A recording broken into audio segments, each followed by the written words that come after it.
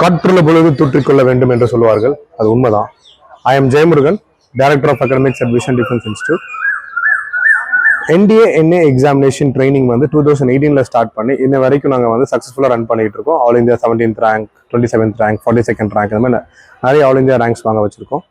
And இந்த கோர்ஸுக்கு 12th படிக்கிறவங்க, இந்த 12th முடிச்சவங்க இவங்க அப்ளை பண்ணலாம். 16.5 to 19.5 இயர்ஸ்க்குள்ள இருக்கவங்களுக்கு இது ஒரு கிரேட் ஆப்பர்ச்சுனிட்டின்னு சொல்ல முடியும். இப்போ இந்த ஆப்பர்ச்சுனிட்டியை வந்து we want to keep it open for everybody. ஏன்னா நிறைய பேர் இதை ட்ரை பண்ணணும், நிறைய பேர் இந்த எக்ஸாமை எழுதி நிறைய இந்த ஆப்பர்ச்சுனிட்டியை கிராப் பண்ணி அவங்க ஆர்மி, நேவி, ஏர்ஃபோர்ஸோட கனவை நினைவாக்குறதுக்கு ஒரு டேலண்ட் ஹண்ட் தான் நாங்கள் பண்ணிக்கிட்டு இருக்கோம். இப்போ நாங்கள் இப்போ விஷன் டிஃபென்ஸ் இன்ஸ்டியூட்ல இருந்து NDA NA எக்ஸாமுக்காக ஒரு ஸ்பெஷல் ஸ்காலர்ஷிப் ப்ரோக்ராம் அனௌன்ஸ் பண்ணுறோம்.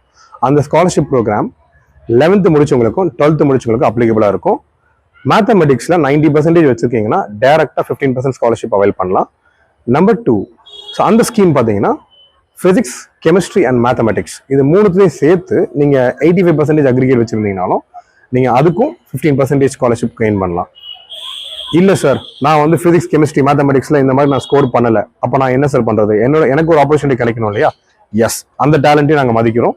ஸோ நீங்கள் ஒரு ஸ்காலர்ஷிப் டெஸ்ட் எழுதி அந்த ஸ்காலர்ஷிப் டெஸ்ட்டை நீங்கள் கிராஸ் பண்ணும்போது அப் டு 20% ஸ்காலர்ஷிப் வரைக்கும் ப்ரொவைட் பண்ண போகிறோம். அண்ட் இது ஒரு நல்ல வாய்ப்பு. இந்த வாய்ப்பை மிஸ் பண்ணாமல் கிராப் பண்ணுங்கள். Wish you all the best. Thank you. Jai Hind.